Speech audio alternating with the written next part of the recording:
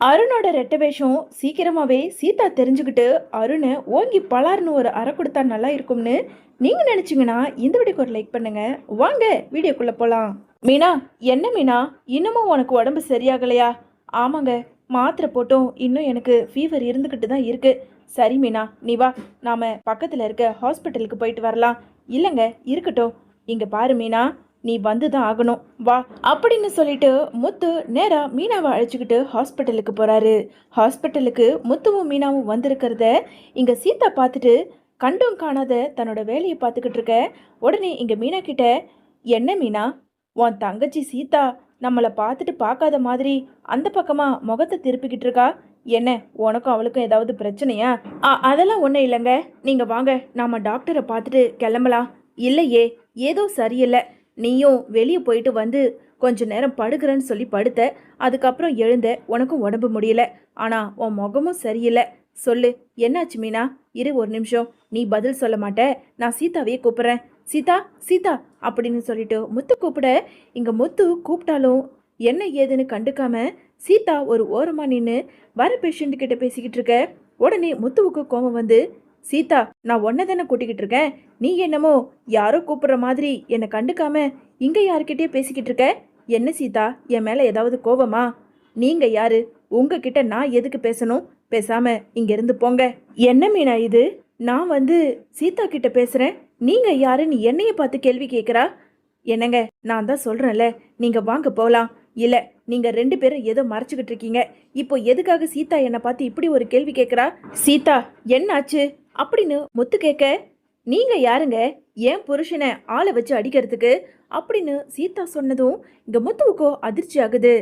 என்ன சொல்ற சீதா? நான் எதுக்காக அருணை ஆளை வச்சு அடிக்கணும்? இல்லையே. ஆமாங்க, நீங்க அடிச்சிங்க தான். உங்களோட ரவுடித்தனத்தை வேற எங்கேயாவது போய் காட்டுங்க.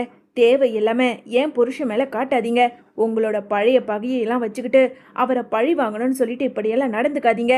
சே, உங்களை நான் என்னமோ நினச்சி உயர்ந்த இடத்துல வச்சிருந்தேன், ஒரு நிமிஷத்துல நீங்க கீழே வந்துட்டீங்க அப்படின்னு சொல்லிட்டு சீதா சொல்ல, மீனா, என்ன மீனா, சீதாவா இது இப்படி பேசுறா?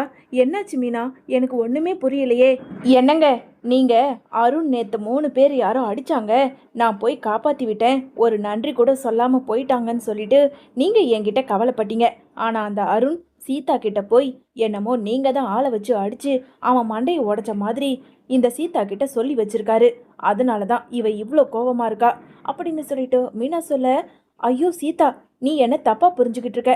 அருண் எதுக்காக உன்கிட்ட மாத்தி பேசணும்? இல்ல சீதா, உண்மையாவே சொல்றேன், நான் அருணை எதுக்காக அடிக்க போறேன்?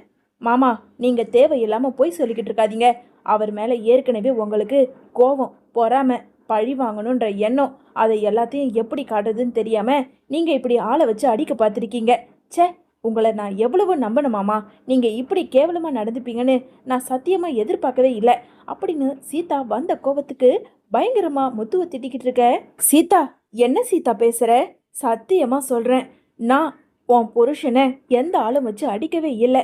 நீயா எதுக்காக என்னை தப்பா புரிஞ்சுக்கிட்டு இருக்க?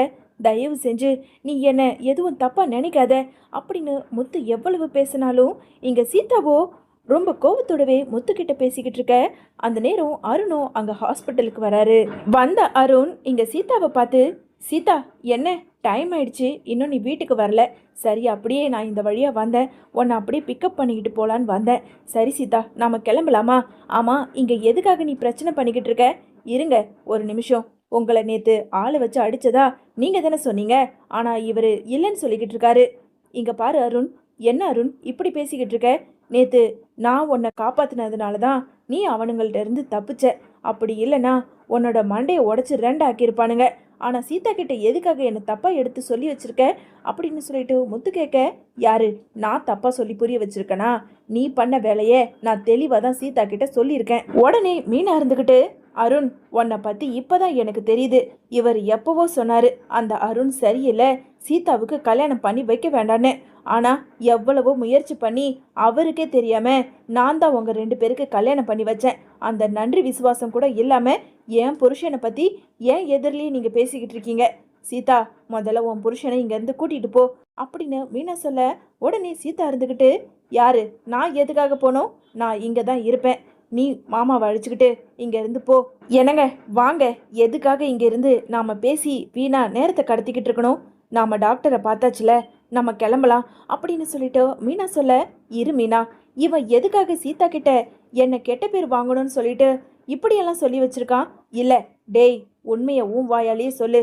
நான் யதார்த்தமா தான் அந்த இடத்துக்கு வந்தேன். நீ எப்படிடா சீதாவை இந்த மாதிரி எல்லாம் பேசுவ? அப்படின்னு சொல்லிட்டு எங்க முத்து அருண் மேல இருந்த கோவத்துல அடிக்க போக, பாத்தியாக்கா, இதுக்காக தான் சொன்னேன், உன் புருஷன் ஒரு ரவுடி, படிக்காதவனு. படிக்காம இருந்தாலே அந்த ரவுடித்தனம் வந்துடும் போல இருக்கு அப்படின்னு சீதா சொல்ல, இங்க முத்துவுக்கு ரொம்ப அதிர்ச்சியா இருக்கு. சீதா, என்ன சீதா, உனக்கு தெரியாதா நான் எடுத்ததும் கோவப்படுவேன்னு? மாமா, அதையே தான் நான் சொல்றேன். நீங்க எதுக்கு எடுத்தாலும் கோவப்படுறது, ஆளை வச்சு அடிக்கிறது, கட்ட பஞ்சாயத்துன்னு இதை தான் நீங்க பண்ணிக்கிட்டு இருப்பீங்க. முதல்ல அருண் மேல இருந்து கையெடுங்க, அதுக்கப்புறம் நான் மனுஷியாவே இருக்க மாட்டேன் அப்படின்னு இங்க முத்துவை எதிர்த்து சீதாவோ ரொம்ப கோவத்தோட பேசிக்கிட்டு இருக்காங்க. ஏய், யார பார்த்து என்ன வார்த்தை சொன்ன? அவருக்கு தெரியாம தான் அம்மாவோட வீட்டில் வச்சு அவரை பத்தி கேவலமா பேசினேன். அப்பையும் என்னால பொறுத்துக்க முடியாம என்கிட்ட நீ அடி வாங்கின. இப்போவும் அவர் எதிரிலேயே பேசுறியே, உனக்கெல்லாம் கொஞ்சம் கூட மனசாட்சியே கிடையாதா அப்படின்னு சொல்லிட்டு இங்க சீதாவை மீனா ஓங்கி பலார்னு ஒரு அறை கொடுக்குறாங்க. உடனே அருண் இருந்துக்கிட்டு, இங்க பாருங்க மீனா, தேவையில்லாம என்னோட ஒய்ஃப் மேல கையை வைக்கிற வேலை வச்சுக்காதீங்க. மிஸ்டர் அருண், முதல்ல அவ எனக்கு தங்கச்சி, அதுக்கப்புறம் தான் உங்களோட ஒய்ஃப். என் புருஷனை பத்தி யார் தப்பா பேசினாலும் கண்டிப்பா எனக்கு கோபம் வரும். என்னங்க, இவங்களுக்கெல்லாம் போய் நான் உங்களுக்கு தெரியாம கல்யாணம் பண்ணி வச்சல, என்ன தாங்க செருப்பால் அடிக்கணும். இதுக்கு மேல இந்த ஒரு நிமிஷம் கூட நாம இங்க இருக்கவே கூடாது. முதல்ல வாங்க, இவங்களை பத்தி நமக்கு தான் தெரிஞ்சு போச்சுல, இனி இவங்க முகத்திலேயே முழிக்க வேண்டாம் அப்படின்னு சொல்லிட்டு எங்க முத்துவை கூப்பிட்டுக்கிட்டு மீனா வெளியே போறாங்க. இங்க முத்துவோ ரொம்ப வருத்தத்தோட, என்ன மீனா, சீதா கிட்ட எதுக்காக அருண் இப்படியெல்லாம் பேசி வச்சிருக்கணும்? மீனா, சத்தியமா சொல்றேன், எனக்கு அருண் மேல எந்த கோவமும் கிடையாது. சீதா கழுத்துல எப்போ அருண் தாலி கட்டினாரோ அப்போத்துல இருந்து இப்போ வரைக்கும் நான் என்னோட சகலையா தான் நினைச்சுக்கிட்டு இருக்கேன். ஆனா எதுக்காக என்னை கெட்ட பேர் எடுக்க வைக்கணும்னு அந்த அருண் நினைக்கிறாருன்னு எனக்கு சத்தியமா புரியவே இல்லை அப்படின்னு முத்து புலம்பிக்கிட்டு இருக்க. என்னங்க, இந்த விஷயத்தை விடுங்க, எல்லாமே சரியாயிடும்.